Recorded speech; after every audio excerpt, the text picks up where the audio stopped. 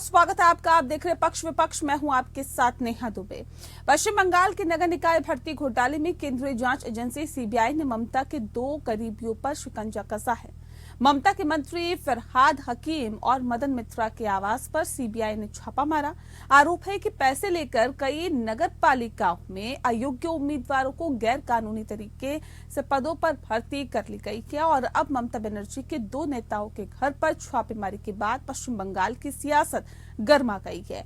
विपक्षी दल भारतीय जनता पार्टी और सत्तारूढ़ तृणमूल कांग्रेस के बीच जुबानी जंग शुरू हो गई है।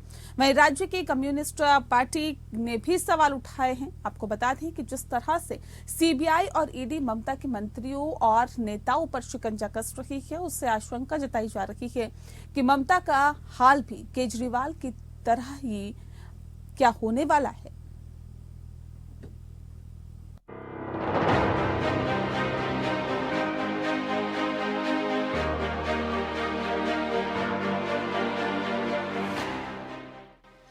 पिछले 5 दिनों से ममता बनर्जी के भतीजे अभिषेक बनर्जी कोलकाता में राजभवन के पास धरने पर बैठे हुए हैं। ये धरना पश्चिम बंगाल में मनरेगा का फंड कथित तौर पर केंद्र की ओर से रोके जाने के खिलाफ है।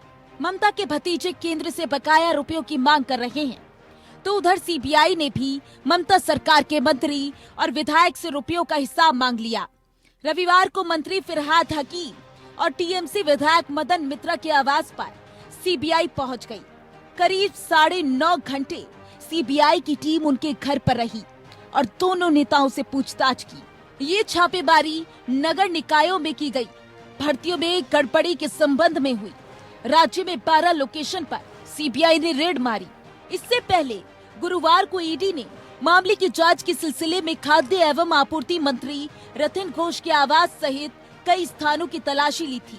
फरहाद हकीम को ममता बनर्जी का बेहद करीब माना जाता है और पार्टी में भी उनका खास प्रभाव है। हकीम पश्चिम बंगाल सरकार में शहरी विकास और नगर निकाय मामलों के मंत्री हैं और कोलकाता के महापौर भी हैं। वहीं मंत्री मदन मित्रा उत्तर 24 परगना जिले के कांवरहाटी से टीएमसी के विधायक हैं। अब ममता बनर्जी के 2 नेताओं के घर पर छापेमारी के बाद पश्चिम बंगाल की सियासत गर्मा गई है। बंगाल में विपक्षी दल भारतीय जनता पार्टी और सत्तारूढ़ तृणमूल कांग्रेस के बीच जुबानी जंग शुरू हो गई। फरहाद हकीम का कहना है कि बीजेपी राजनीतिक स्तर पर टीएमसी का मुकाबला नहीं कर सकती, इसलिए केंद्रीय एजेंसियों का इस्तेमाल कर रही है। उन्होंने कहा, मैंने ऐसा क्या किया है कि मेरे साथ इस प्रकार का व्यवहार किया जाए? क्या मैं अपराधी हूँ? क्या वे इस बात का कोई ठोस सबूत दे सकते हैं कि मैंने कुछ गलत किया है? क्या नगर पालिका अधिनियम के अनुसार नियुक्तियों में नगर निकाय मामलों के मंत्री की कोई भूमिका होती है? भाजपा के पास मेरे खिलाफ इस प्रकार अनुचित जांच करने का कोई उचित कारण नहीं है। बीजेपी चुनाव नहीं जीत सकते और अब केंद्रीय एजेंसियों का इस्तेमाल करके हमें धमकाने का प्रयास कर रही हैं। इसका कोई नतीजा नहीं निकलेगा और बीजेपी को इस बार फिर लोकसभा में हार का सामना करना पड़ेगा। वहीं टीएमसी सांसद सौगत राय ने कहा, यह अभिषेक बनर्जी के नेतृत्व में राजभवन के बाहर जारी विरोध प्रदर्शन से जनता का ध्यान हटाने का प्रयास है। लगता है कि बीजेपी बढ़ते हुए सार्वजनिक असंतोष को भांप रही है और वे विमर्श को बदलने के लिए हर संभव तरीके का इस्तेमाल कर रही है। ये प्रतिशोध की राजनीति का एक स्पष्ट उदाहरण है। वहीं इन सभी आरोपों को खारिज करते हुए बीजेपी के प्रवक्ता समीक भट्टाचार्य ने कहा, अगर तृणमूल के पास कुछ भी छिपाने जैसा नहीं है तो वो ईडी और सीबीआई से क्यों डर रही है? जब भी टीएमसी के नेताओं को ईडी और सीबीआई तलब करती है, वे एजेंसियों की राजनीति से प्रेरित होने का आरोप लगाते हैं। फिर भी सच्चाई यही है कि तृणमूल भ्रष्टाचार में लिप्त है और पार्टी का लगभग हर नेता किसी न किसी आरोप का सामना कर रहा है। इस मामले में मार्क्सवादी कम्युनिस्ट पार्टी यानी माकपा भी टीएमसी पर हमलावर है। माकपा की केंद्रीय समिति के सदस्य सुजान चक्रवर्ती ने दावा किया कि नगर निकायों द्वारा की गई भर्तियों में बड़े पैमाने पर भ्रष्टाचार हुआ है। राज्य सीआईडी के विफल होने पर केंद्रीय एजेंसियों ने ये कदम उठाया। इस सियासी हंगामे के बीच समझना जरूरी है कि आखिर पश्चिम बंगाल के नगर निकायों में भर्ती में गड़बड़ी से जुड़ा पूरा मामला क्या है। दरअसल साल 2014 और 2018 के बीच पश्चिम बंगाल के नगर निकायों के ग्रुप सी और ग्रुप डी पदों पर भर्तियां हुई थी, जिनमें अनियमितताएं पाई गई है। विभिन्न नगर पालिकाओं, जिला प्राथमिक स्कूल परिषद और अन्य जगहों पर ग्रुप सी और ग्रुप डी में भर्तियों के लिए एक निजी कंपनी को कॉन्ट्रैक्ट दिया गया था। प्रश्न पेपर बनाना, प्रिंटिंग, OMR शीट की स्कैनिंग और फाइनल मेरिट लिस्ट बनाने तक का पूरा काम इस एक ही कंपनी को दिया गया था। कंपनी का आरोप है कि कंपनी के निदेशक ने सरकारी अधिकारियों के साथ मिलकर भर्तियों को लेकर साजिश रची, जिसके तहत पैसे के एवज में कई नगर पालिकाओं में अयोग्य उम्मीदवारों को गैर कानूनी तरीके से पदों पर भर्ती कर लिया गया। CBI का आरोप है कि 2014 से 2018 के बीच राज्य के विभिन्न नगर निकायों ने पैसों के एवज में लगभग 1500 लोगों को अवैध रूप से नियुक्त किया था। भर्ती घोटाला सामने आने के बाद कोलकाता हाई कोर्ट ने कंपनी के निदेशक और अन्यों के खिलाफ FIR दर्ज करने का निर्देश दिया था, जिसके बाद 21 अप्रैल को केस फाइल किया गया और अब आरोपियों पर छापेमारी का दौर शुरू किया गया और छापेमारी के बाद सियासी बवाल शुरू हो गया। लेकिन सवाल तो यही है कि क्या दिल्ली में केजरीवाल के मंत्रियों की तरह अब ममता की बारी है? Bureau report, APN। जाहिर तौर पे छापेमारी के बाद पश्चिम बंगाल की सियासत गर्म है और ऐसे में ममता के मंत्री फरहाद हकीम और मदन मित्रा के आवास पर CBI ने छापा मारा, जिसके बाद आरोप प्रत्यारोप का दौर भी शुरू हो गया। इस विषय पे आज हम तफसील से चर्चा करेंगे। खास मेहमान हमारे साथ मौजूद हैं, उनसे आपका परिचय करा देते हैं। इस वक्त हमारे साथ अश्विनी शाही जी हैं, प्रवक्ता हैं भारतीय जनता पार्टी के। बहुत स्वागत है आपका। संदीप त्रिपाठी जी इस वक्त हमारे साथ जुड़ गए हैं, नेता हैं कांग्रेस के, आपका बहुत स्वागत है। संजय चक्रवर्ती जी हमारे साथ जुड़े हैं, प्रवक्ता हैं TMC के, सर बहुत स्वागत है आपका। और रामपरी देवी जी हमारे साथ हैं, जो कि नेता हैं CPM के, आपका भी बहुत स्वागत है। इस खास कार्यक्रम की शुरुआत संजय चक्रवर्ती जी आपके साथ करते हैं। क्यों आप लोगों को ऐसा लगता है कि अगर दो नेताओं के घर पर CBI की रेड पड़ रही है तो प्रतिशोध की राजनीति से काम कर रही है, प्रतिशोध की भावना से भारतीय जनता पार्टी काम कर रही है? पिछले 9.5 साल का इतिहास उठा करके देख लीजिए, समझ में आ जाएगा। एक भी भारतीय जनता पार्टी के किसी भी नेता के घर में आसपास दूर दूर तक जो है CBI, न ED, न NCB, न कोई नहीं पहुंचा। 2019 में 23 तारीख को आपको याद होगा कि अजित पवार के साथ जो है शपथ लेते हैं और 2 दिन बाद NCB उनके 19 मामलों को खत्म कर देती है।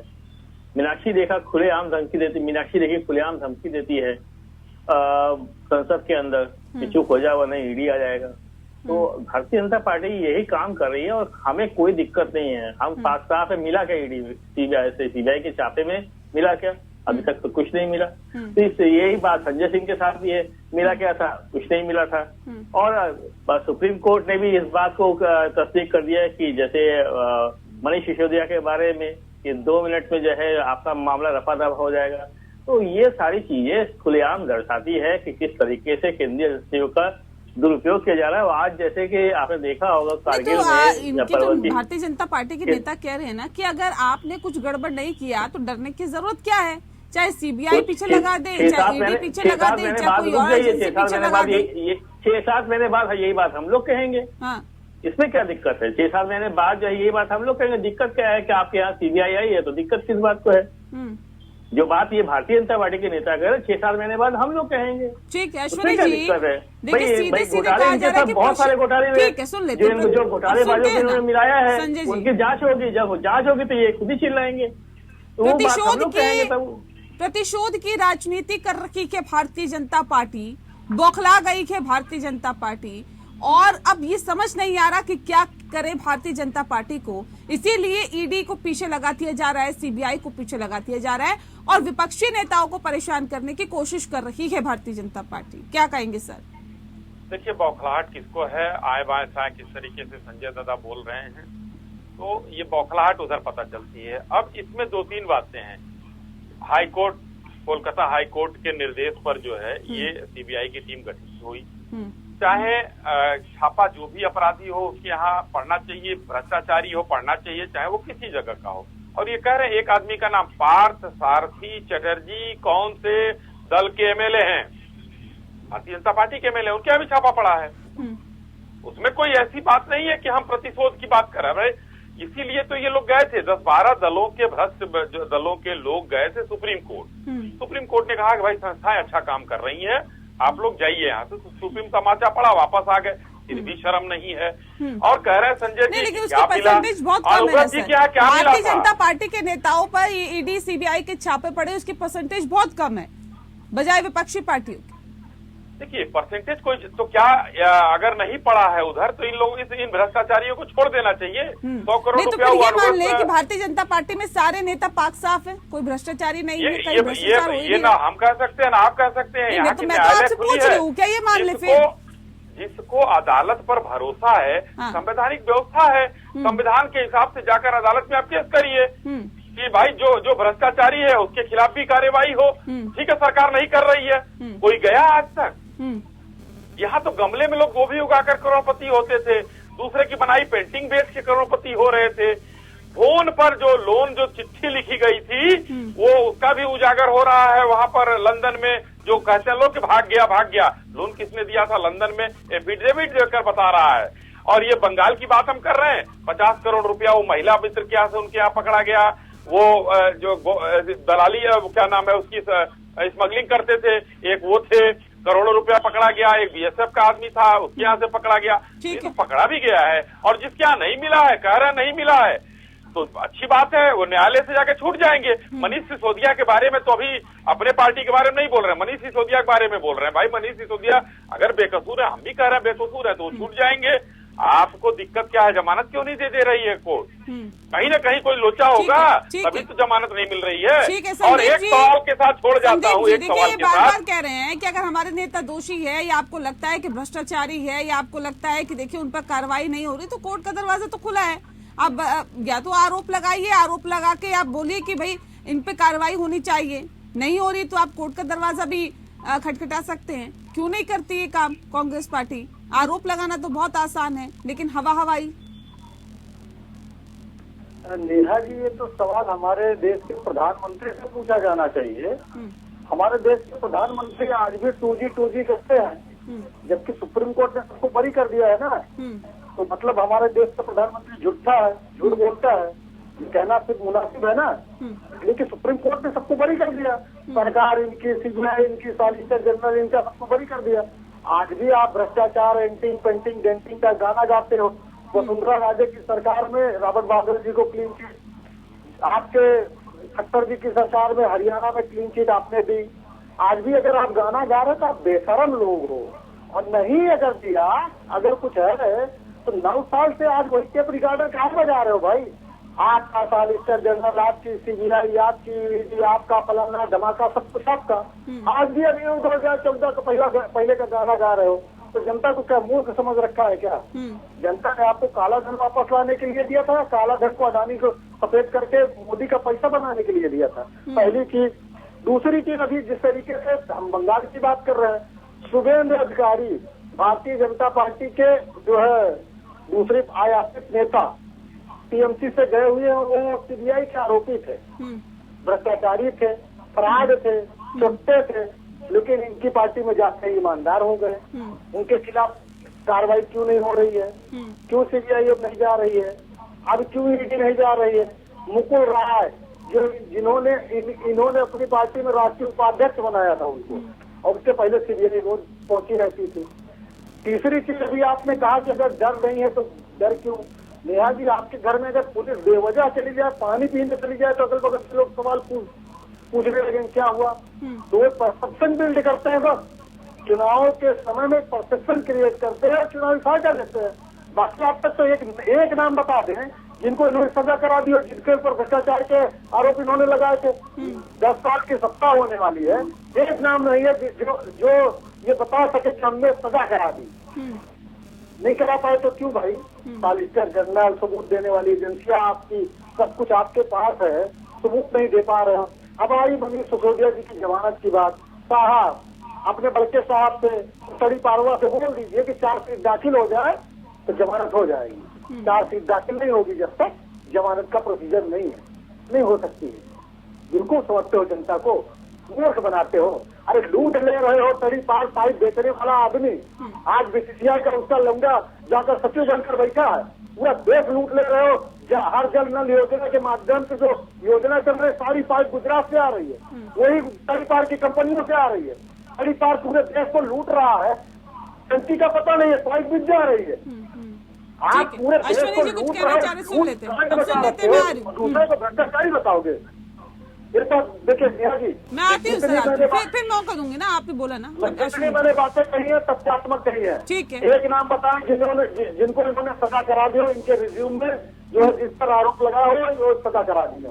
ठीक है अश्विनी जी, जवाब दीजिए जल्दी से, जल्दी से। जिसके नाम के दहशत में कांग्रेस पार्टी है, सब जा रही है सीबीआई। अब सुन लेते हैं ना सर, कर्नाटका में कह रहे आरोप लगाया हो और सजा दिलवा दी हो, ये वो आरोपी जो है वो दोषी साबित हो गया।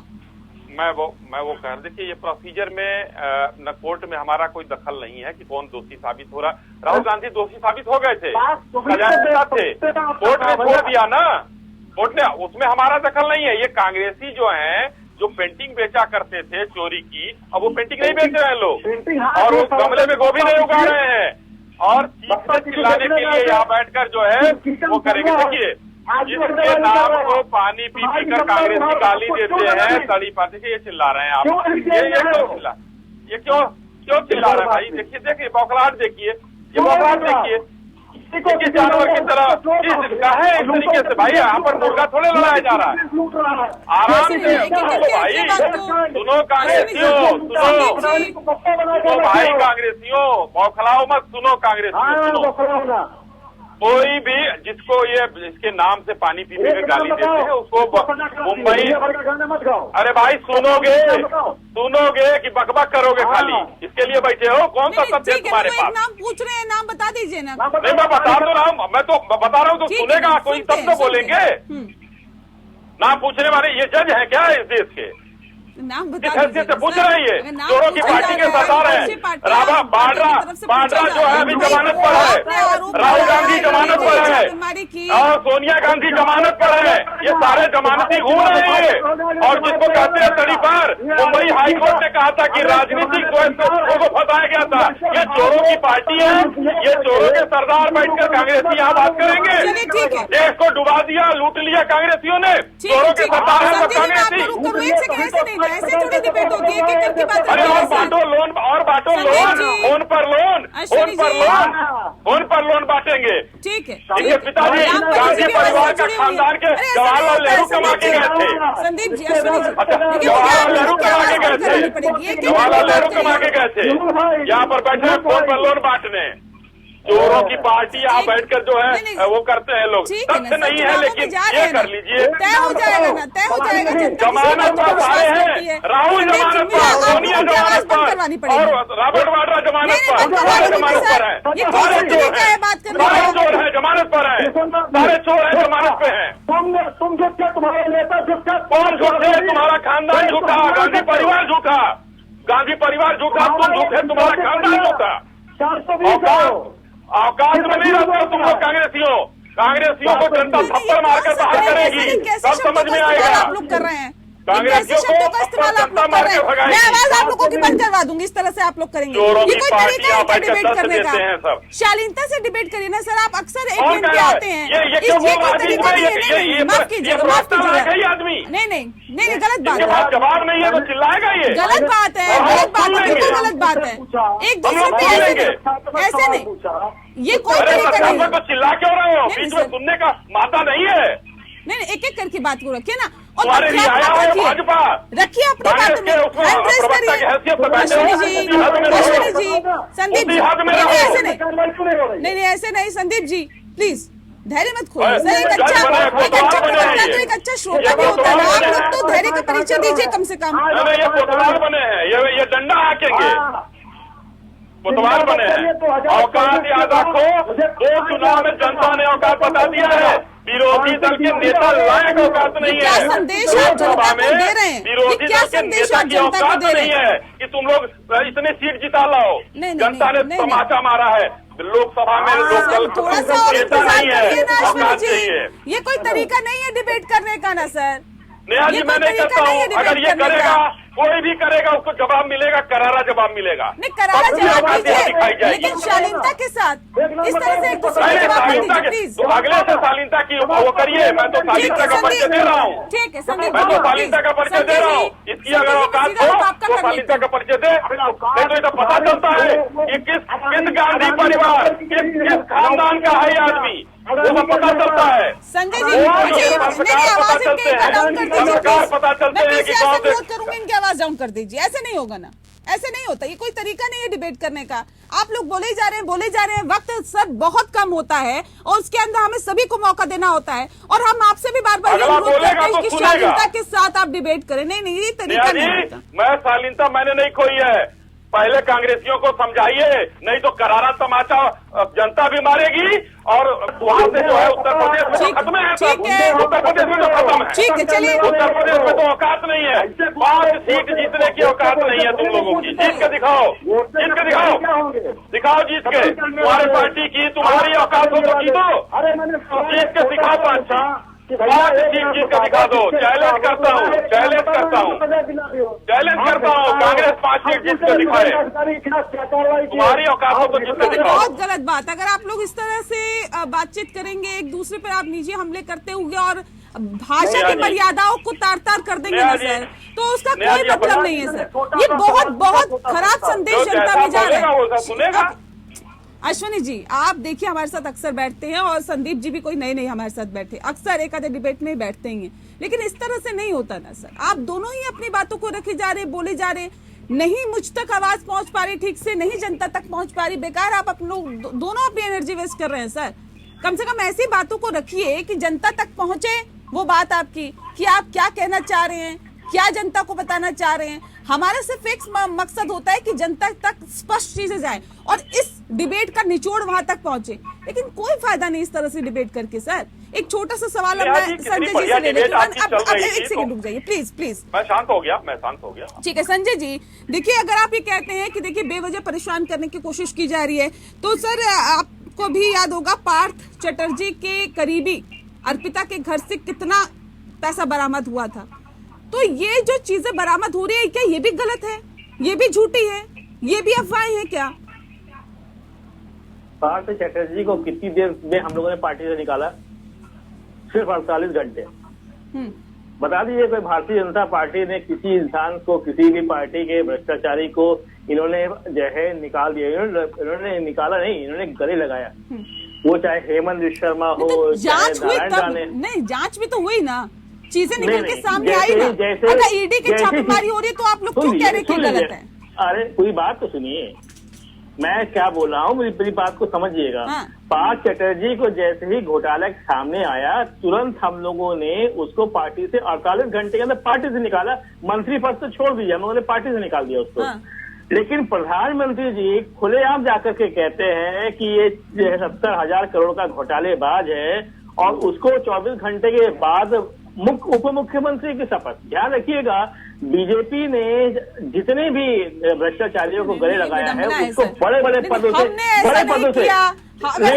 नहीं, दूसरा ऐसा कर रहा है, ये कौन सा तरीका है सर? नहीं, हमने ऐसा नहीं, हमने नहीं किया, हमने तो निकाल दिया पार्टी से, लेकिन इन्होंने गले लगाया है और बड़े पदों में लगाया है।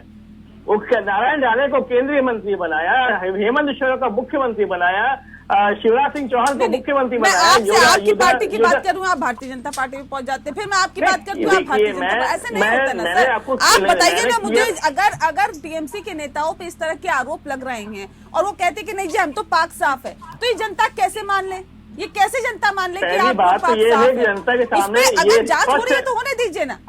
नहीं, एक बार बताइए, मैं अभी बता रहा हूँ, जैसे अभी जांच हो रही है, जैसे बताया, अभी मैं केवल और केवल इनके मनीष सिसोदिया के बारे में बताना चाहता हूँ। 8 महीने से जेल में है। आप टीएमसी की बात मैं आता हूँ, वही आता हूँ, उसी में आता हूँ। 8 महीने से वो बेचारे जेल में है और अभी तक जो है उनके वो चार्जशीट नहीं लागू हुई। 12 तारीख को उनकी जमानत भी हो जाएगी, पक्की बात है। मुझे मनीष सिसोदिया की बात नहीं कर रही, लेकिन सामाजिक रूप से बदनामी। कोई आएगा तो मैं उनसे बात करूंगी, मनीष सिसोदिया की, पूरी बात सुनिए, या फिर संजय सिंह की। अभी आप बात करिए टीएमसी के नेताओं की। नहीं, पूरी बात सुनिए, मैं क्या बोल रहा हूँ, मैं कारण बता रहा हूँ। अभी जब मदन मित्तल, ये जो पुलिस आती है, सीबीआई आता है, ईडी आती है, और ये सामाजिक जो बदनामी होती है, दाग लग जाता है, इसका विरोध है। इसलिए मैंने मनीष सिसोदिया का नाम लिया कि 8 महीने से वो जेल काट रहे हैं, अपने परिवार से दूर है, अपने सामाजिक प्रतिष्ठा से दूर है, उन सब चीजों को लेकर उप मुख्यमंत्री होने के उनको अंदर कर देना बहरहाल मेरे पास उसी वक्त की तरीके से कमी है, हमारे माफ साथ कीजिएगा संजय जी, आपको टाइम नहीं दे पाऊंगी और संदीप जी आपको भी मैं वक्त नहीं दे पाऊंगी, इसके लिए बहुत बहुत माफी चाहती हूँ। और इसी के साथ इस खास पेशकश में फिलहाल के लिए इतना ही। नमस्कार।